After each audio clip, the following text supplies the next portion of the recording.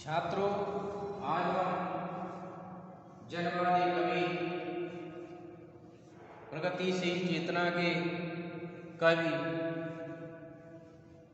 और दूसरे तार सप्तक के सशक्त हस्ताक्षर भवानी प्रसाद मिश्र की सतपुड़ा के जंगल कविता की चर्चा करेंगे।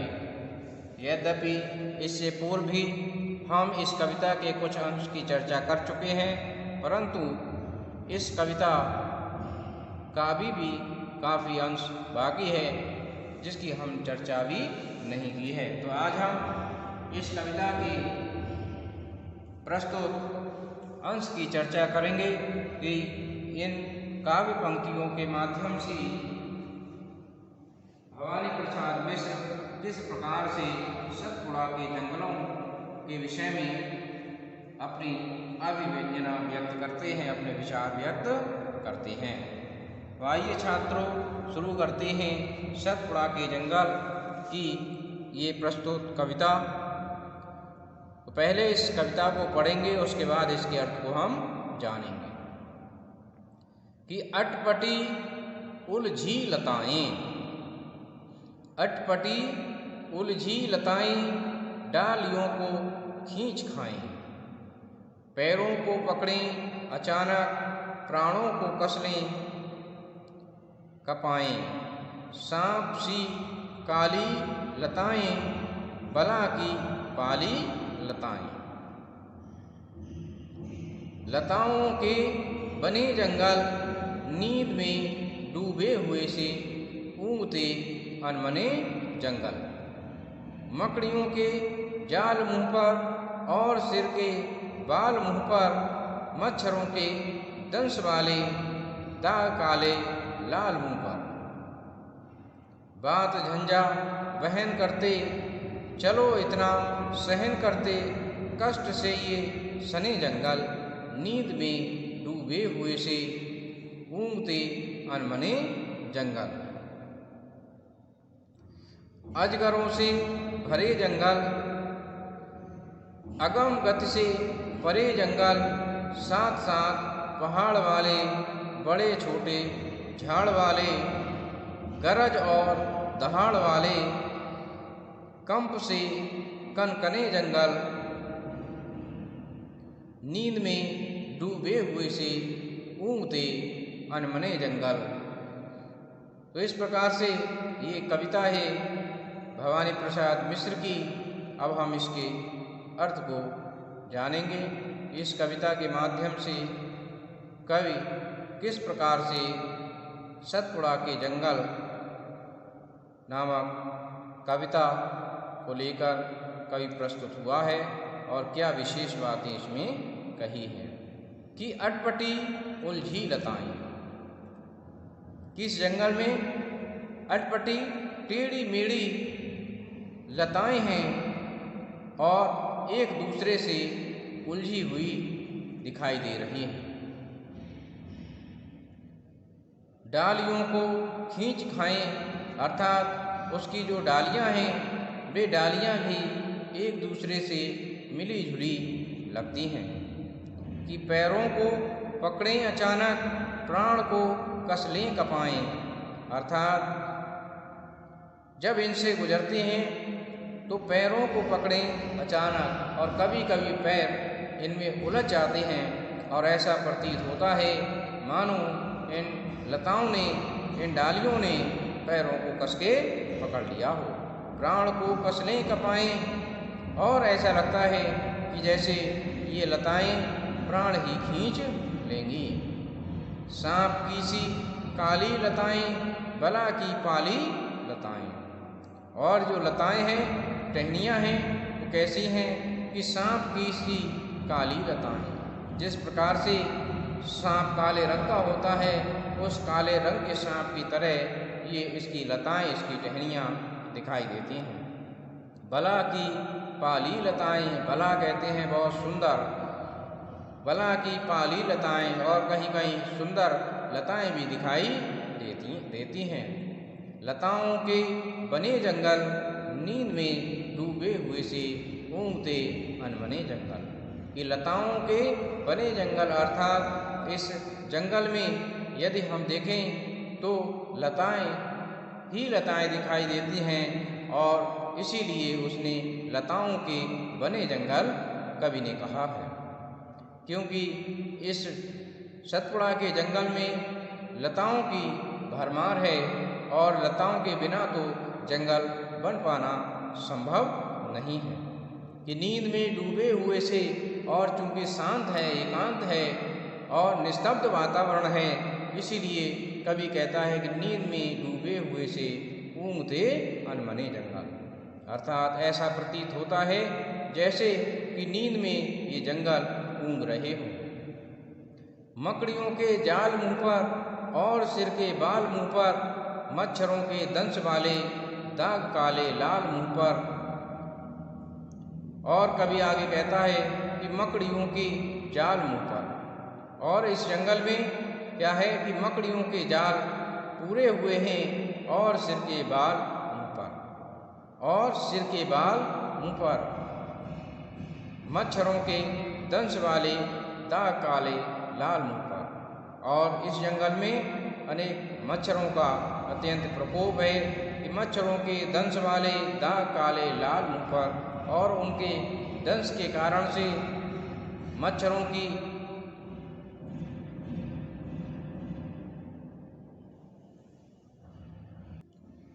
के प्रकोप के कारण से वे लोगों को काट लेते हैं और चेहरे पर काले और लाल दाग भी पड़ जाते हैं। कि बात झंझा बहन करते, चलो इतना सहन करते, कष्ट से ये सने जंगल, नींद में डूबे हुए से ऊँघते अनमने जंगल।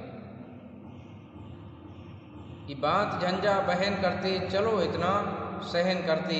और जंगल के विषय में कहते हैं कि चलो इतना सहन करते। इस जंगल में बहुत कुछ जो कवि ने बताया है कि इन परिस्थितियों को भी झेलना पड़ता है इस जंगल में और उनको भोगना पड़ता है।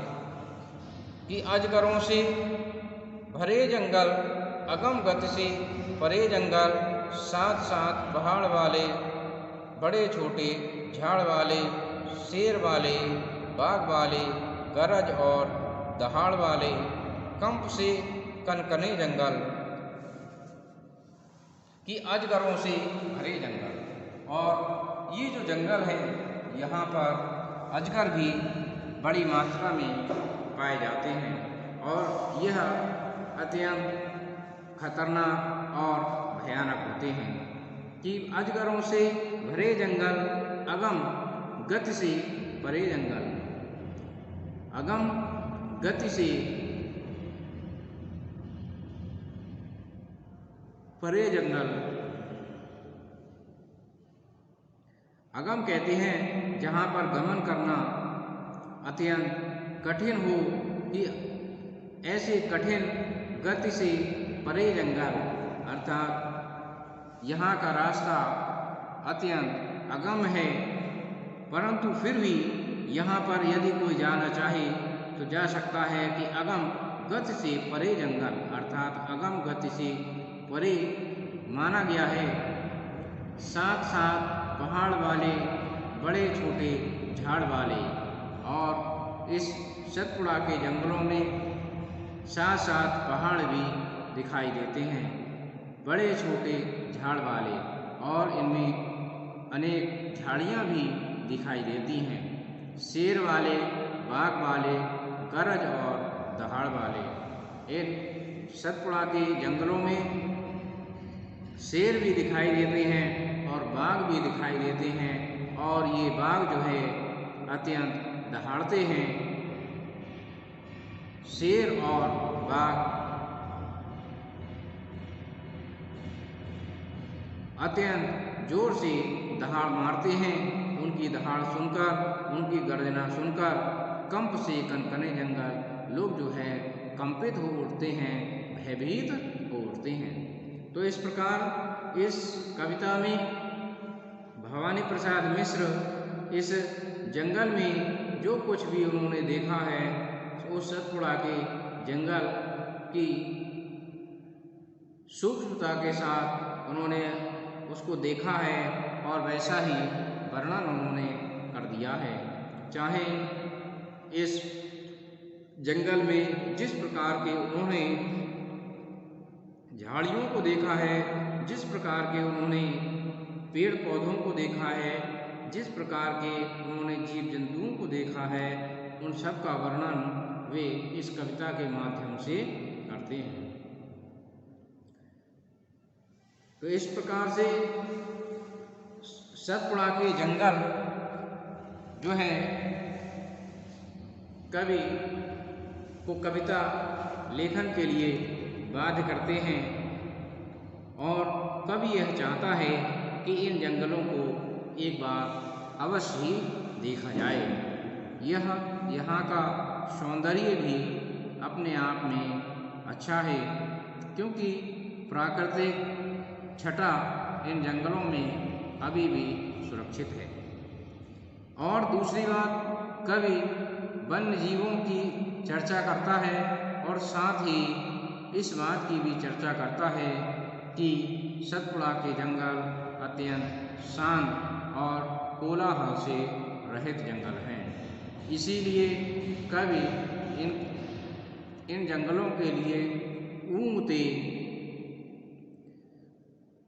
अनमने जंगल कहता है कि नींद में डूबे हुए से ऊँघते अनमने जंगल, अर्थात जिस प्रकार से व्यक्ति नींद में डूबा हुआ होता है, नींद में ऊँघता हुआ दिखाई देता है, उसी प्रकार से यहाँ के जंगल जो है ऊँघते से दिखाई देते हैं। इस जंगल में जंगली जीव जंतु भी हैं, मकड़ियाँ हैं, मच्छर भी हैं और शेर हैं, बाघ हैं। सभी प्रकार के जीव जंतुओं के विषय में कवि यहाँ पर चर्चा करता है, जैसा कि जंगलों में ऐसा होता है। तो इस कविता से उस जंगल के प्राकृतिक वातावरण और वहाँ की पारिस्थिति के विषय में हमें ज्ञान प्राप्त होता है और कवि यह भी चाहता है कि इसको एक बार अवश्य देखा जाए। तो इस प्रकार हम देखते हैं कि सतपुड़ा के जंगल अत्यंत महत्वपूर्ण जंगल माने जाते हैं और यदि अवसर प्राप्त हो तो अवश्य इनको देखना चाहिए। कवि ने यथार्थ रूप में यहाँ के प्राकृतिक दृश्य को इस कविता के माध्यम से प्रस्तुत कर दिया है। मैं समझता हूँ कि आपने इसको समझा होगा